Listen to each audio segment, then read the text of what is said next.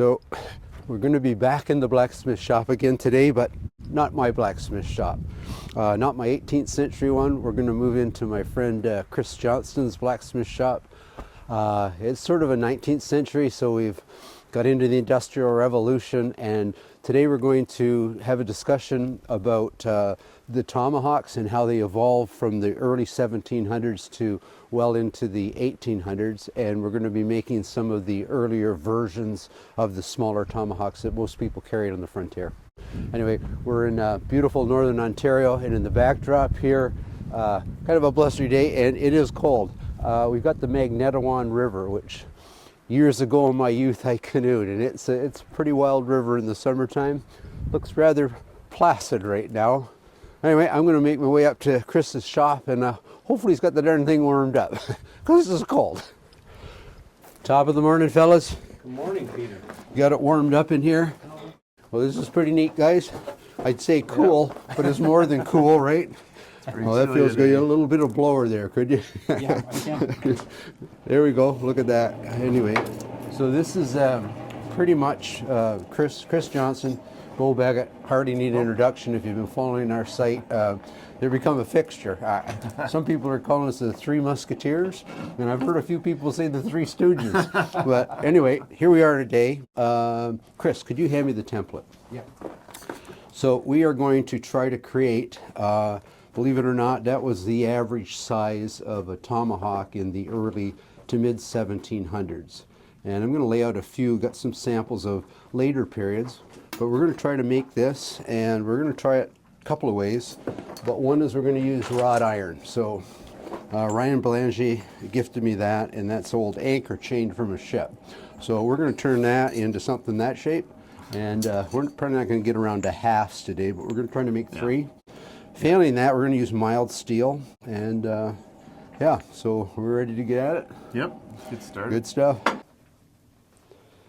Okay, I'm going to start, before we actually get into the constructing of the tools we're going to make today, is give you a wee bit of history, and it is brief, because we're talking about tools that were used in the North American frontier, both French and English, Dutch, for 350 plus years. So I want to differentiate first off with the tool itself. So we have tools that are designed for woodworking, chopping trees, cutting firewood, etc., notching logs for cabin construction. So Chris's passion, he can make pretty much anything out of steel, but his passion is axes. So we have a pretty decent reproduction of a Biscayne small axe head. And recently Chris made me, and he was down at my blacksmith shop and saw Bob Miller's head, and he thought he kind of liked that. So he etched out the profile on a piece of paper. A week later he's built that, and he's gifted me that, and that's going to be, well, I think we did some barter. I believe I have to make him some moccasins, but that's going to be my winter trekking hatchet. So woodworking tools, and now we're getting into, this one's sort of recreational. And although some people think it's historic, it's more a modern reproduction of a throwing hatchet.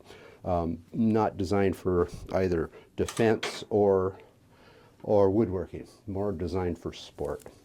And then we get into what we're going to build today.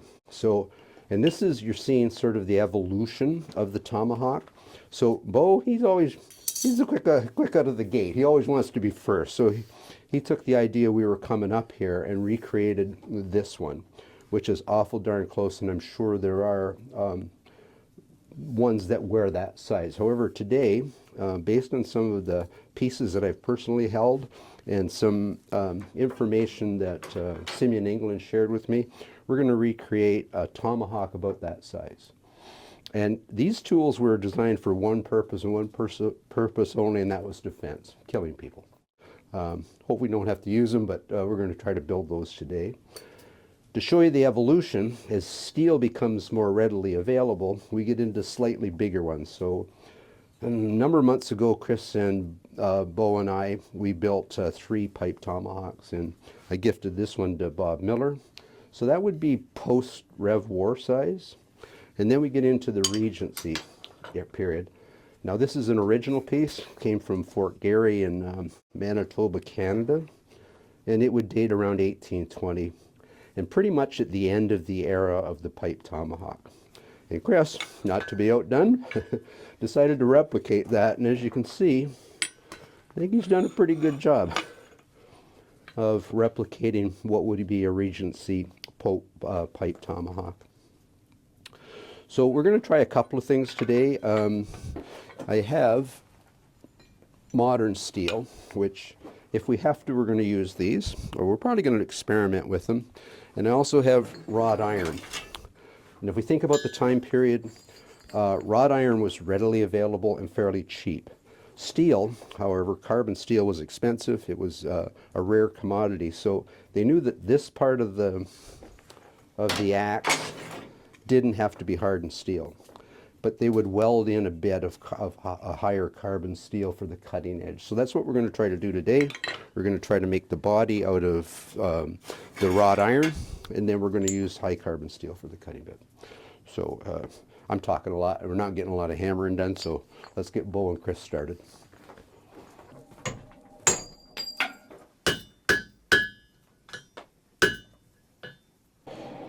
So the interesting thing about using wrought iron is that as modern day blacksmiths, we don't rarely have the opportunity to work with this, right? It's not our day-to-day material. In fact, it's sought after. We try to find it so we can experiment more with it. But what happened on your first attempt to straighten there, Chris? So you can see we opened up a bit of a crack on the inside here, and that may be because the forge weld was in that area on the chain link, or it may be that we were too cold, because obviously, or not obviously maybe, but what people don't often know is that wrought iron needs to be heated to a much higher temperature than mild steel in order to work it and weld it.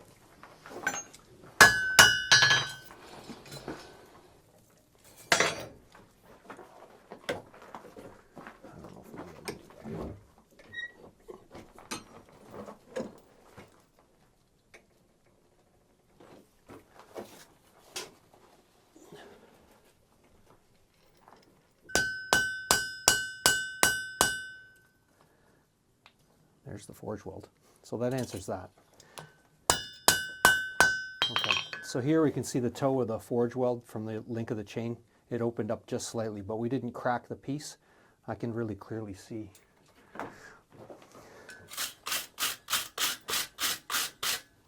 So we can really clearly see the forge weld right there. So in the previous half of the link where it opened up, it was just a matter of it probably being too cold for wrought iron. This one was much hotter, and even though that was the forge weld, it didn't really let go. And that we can fix that little bit of weld up. So you've heard me speak before about finished in a workman's-like manner. It was Mike Miller, gunmaker in the States from Kentucky there, that first mentioned that. Simeon England's mentioned it a number of times. So the difference being, this one that Beau has just created here is what we would call finished in a workman's-like manner. And for every one of these finely polished and hours of filing and buffing and inlaying and engraving, there are probably 100 of those. So finished in a workman's-like manner meant that it was reliable, it was strong, and it was a useful tool. And they weren't going to go to all that effort for something that they were just going to carry into battle. So anyway, what we're going to be doing today is finishing everything in a workman's-like manner, and I think we're almost up to heat, aren't we, Chris? We're getting there. What Chris is doing at this point, he's trying to get that piece of wrought iron up to weld temperature again. And so he's using a pointed poker, and what he's looking for is it to just stick, barely stick to the metal. And at that point, he knows that it's hot enough to weld. And I think we're close, aren't we, Chris? We're there now, yeah. We're there. So with a forge weld, you want to make sure that you have everything ready to go. You're not looking for anything. And this isn't a big weld, but we'll treat it like it's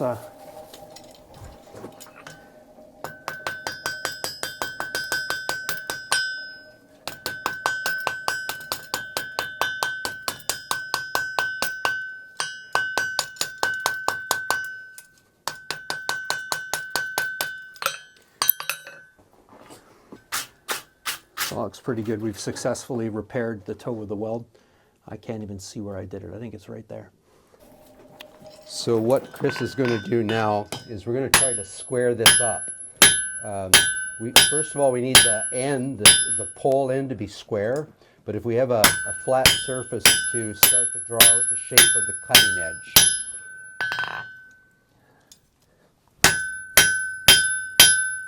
Come here. There's that weld still, eh? So when Chris was drawing this out, or flattening it with Chris and Beau there, we can see that exposed weld right there. So it may not work out. This may be our first of many experiments, but what we're going to do is try to move where we're going to punch for the haft of the Tomahawk back behind that, and hopefully we're going to be able to get it through without it cracking the material. But as I say, it's experiment working with this material. It's different. I think if you think about it, fellas, it's like when they first started to have commonly available steel. Mild steel, yeah. Mild steel. The blacksmith had to change how he did things then too. Probably hated it. He probably hated it and had to do a lot of experimenting.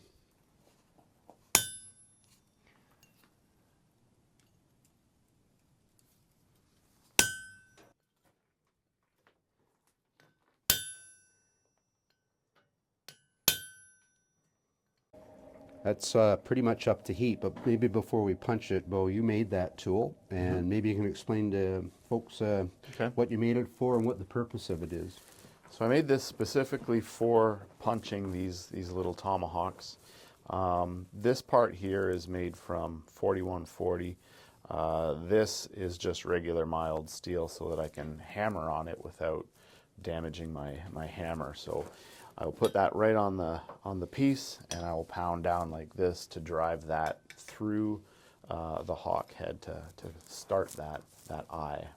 It also aids, I'm thinking, Beau, when you're holding a chisel, right, and your hand's kind of in the way and you're trying to center it, this allows you to kind of position that perfectly, and you know that's dead center. And then you give it a tap and you got your mark. Yep, that's right. Brilliant. Okay, I think we're more than up to speed here for heat. Okay. Chris. So Beau's going to hold the piece, and Chris is going to start the punch. And hopefully it doesn't crack.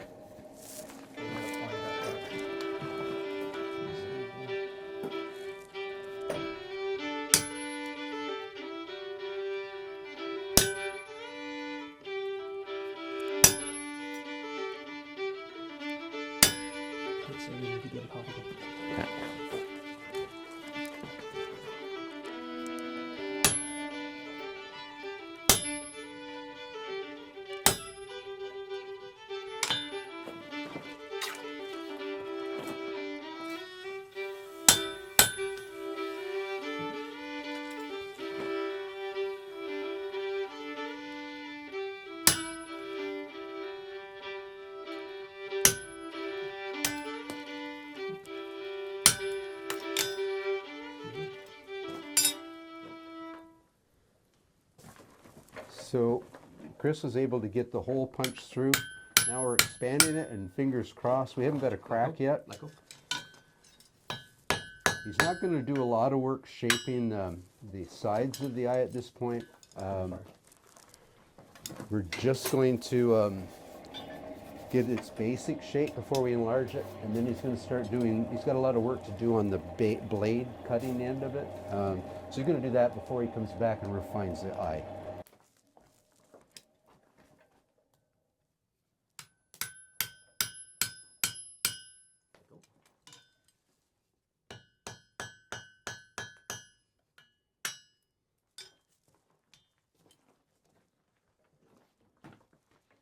Flip it. So the Three Stooges are quick learners. So we're realizing that you do one operation with a single heat, and then it's back into the fire. We're just simply not able to do a lot until we get it back and get it hot. So a few seconds at the anvil, and it's back in the forge. It's also worth noting that the anvil is actually the same as the ambient temperature. And Chris was saying it was minus 30 the other morning, so I don't know what that is for my American friends, but it's damn cold. Minus 20 something in Fahrenheit. So that what's happening is that anvil is taking that hot steel, and it's quickly sucking that heat away that we so desperately need for our operations.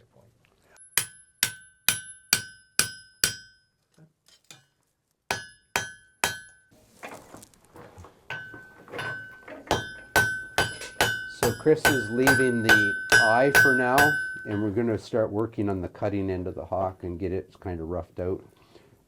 Get it to size, split it, probably weld in our carbon bit, and then start to refine things. But it's coming along, no cracks. So this is the modern steel version of it. This is the mild steel. I'm going to try punching the hole.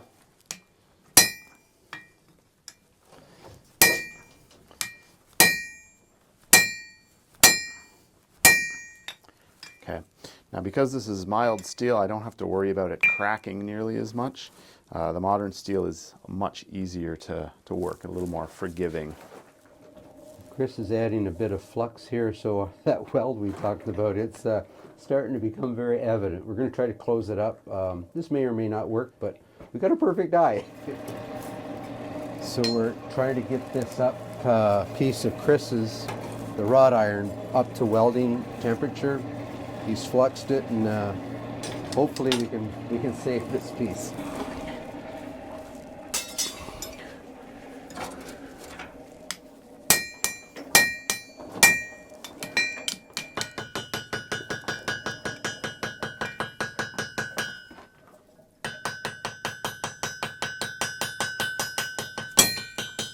I put flux all over the whole thing because it keeps it from oxidizing the whole piece.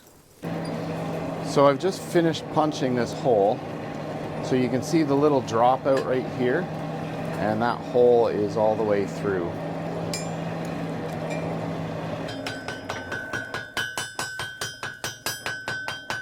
So now we're just going to open up this eye a little.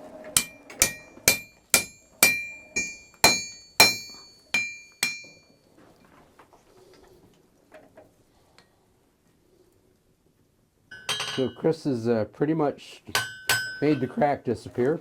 Hopefully it's going to hold while we draw out the shape of the blade and get on to the next process. I think as long as we keep everything at a forge welding temperature from now on, it should hold together.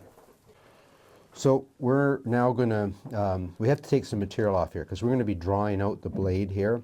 And if we, using our template, we're going to take about a ½ an inch off. So Beau's going to hold the top tool and we're going to mark it, and we're going to get the heat back up and cut that excess material off. Yep. Yep. Okay, Beau. I think right there. That should be good there.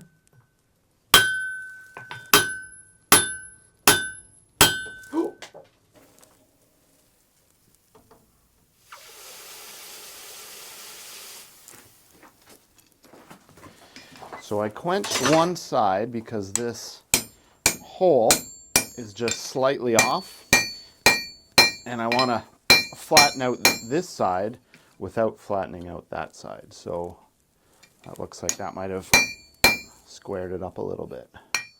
That seems a little better.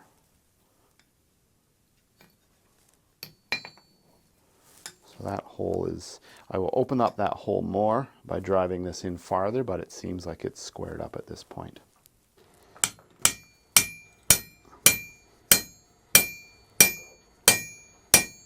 Okay, let go.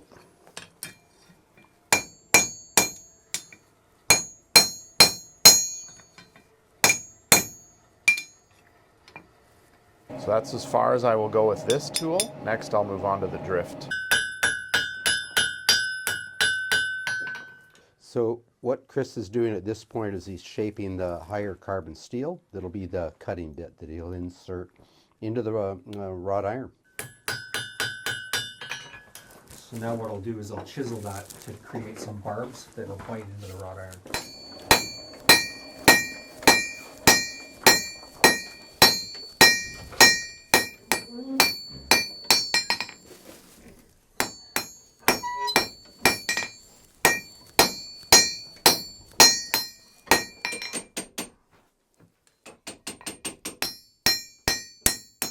I've created some points that'll bite into the wrought iron. It'll just keep this bit from slipping out when we weld it.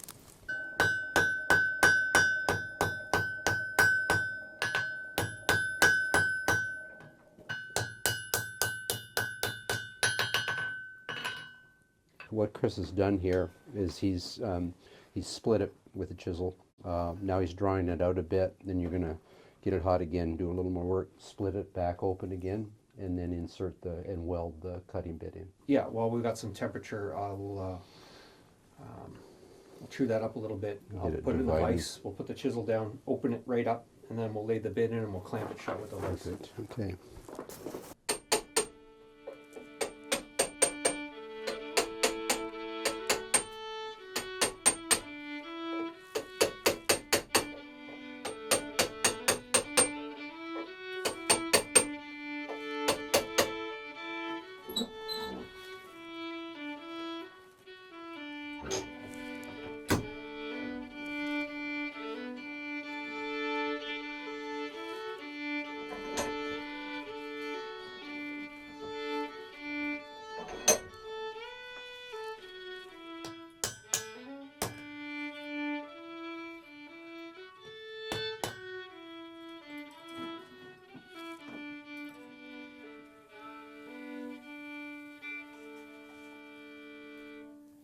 So aside from making tomahawks on this trip up here to Chris's, going to be making a hammer. I shouldn't say I made it. Chris roughed this guy out for me. I spent a couple of hours polishing it up.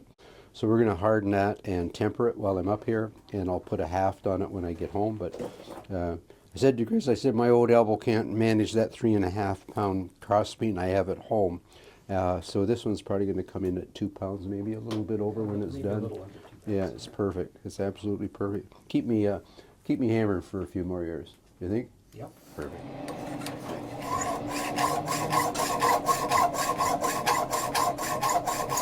So I'm just splitting this, preparing it for the weld. How they would have done it, they would have used a chisel or a cutter, and they would have split it like this. It's a little more difficult to do it like this. This would have been done hot. So today we've done it with a old-fashioned hacksaw.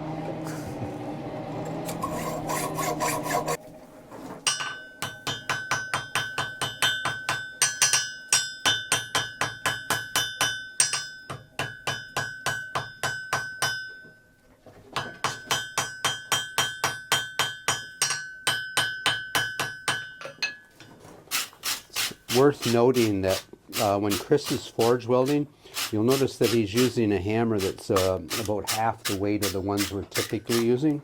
So he wants a lot of light, rapid blows, and that's what you prefer, right, Chris? Yeah, absolutely. A heavier hammer will actually shear the weld. It can shear the weld. If you do heavy blows, I find it sometimes it breaks the weld.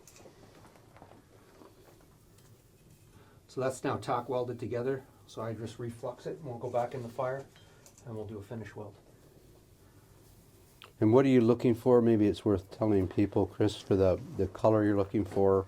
You said it's got a natural flux in it, so to some extent, like you're using flux, but Yeah, what so- are you looking for in the fire? So it seems like the silicates in the flux and the silicates that are in wrought iron, at a certain temperature, the flame starts to fluoresce a little bit. You get an orange fluorescent glow, and that comes just before you start to see sparks coming off your tool steel. Right. So the forge welding temperature for tool steel is lower than it is for wrought iron. And so it's a balancing act you got to do here, not to cook or burn the steel, Right. but to get enough temperature that we can weld the iron. We don't want to melt at this point. Nope. So back in the fire.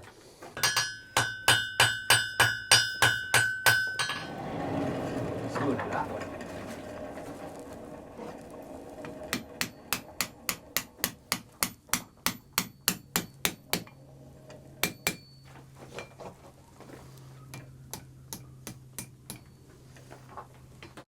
So that is now ready for the bit, and there's the bit. So everything that Chris is doing at this point has to be welding temperature. He's going to brush it first, get rid of the slag, and he's not going to get too many seconds on that cold anvil before it's back in the fire.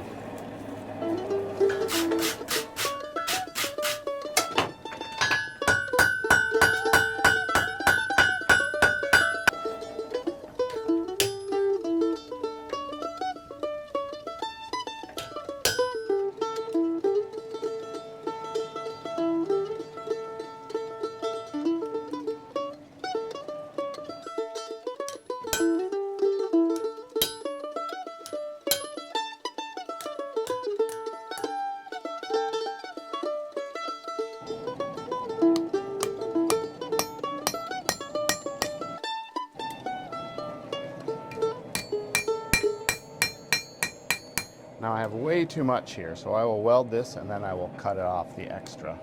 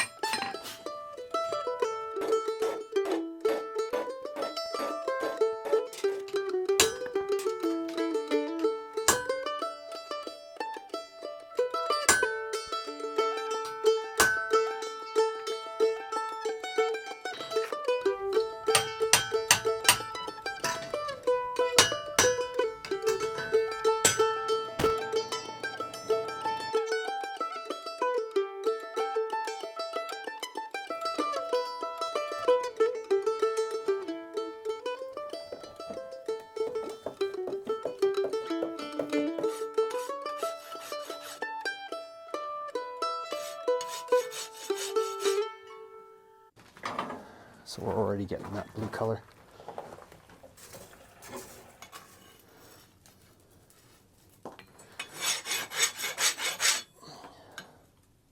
Quenched it, and it had enough residual heat in the core of it to turn it dark straw, which is a pretty good heat treat for a hammer.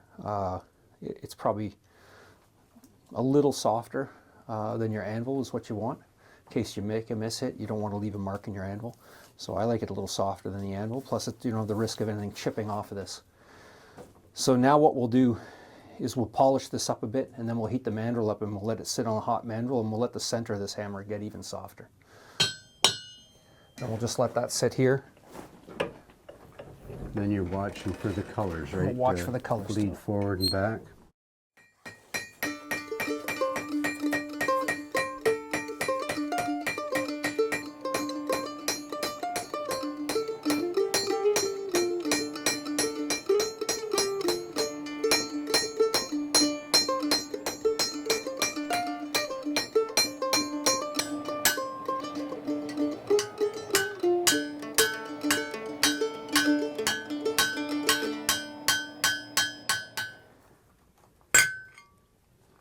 So we use the rounding hammer there to try and draw some material down without leaving too many marks in our workpiece.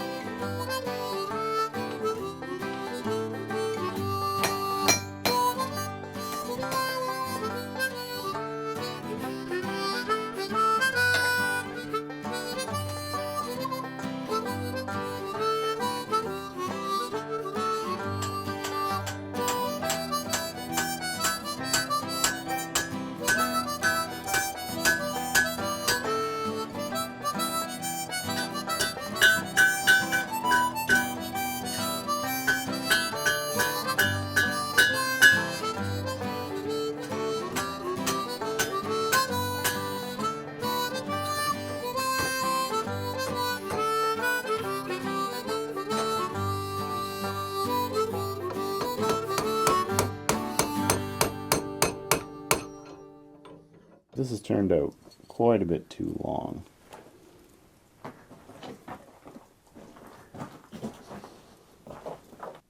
At this point, Chris has got it hardened now, and he's polished that up a bit. Now we're just going to watch the colors bleed here.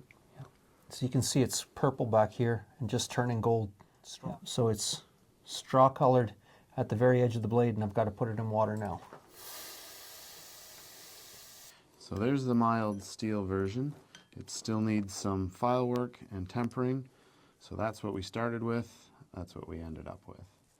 And here's Chris's, made from, started with chain, cut chain. So there was we see the issue we had with splitting, but as Chris pointed out, it's very forgiving, and he re-welded this 3 or 4 times, but it's turned out perfect. And certainly this one is historically done in terms of the materials they had. And if you look closely, you'll see striations in the actual material, which is the grain that is in wrought iron.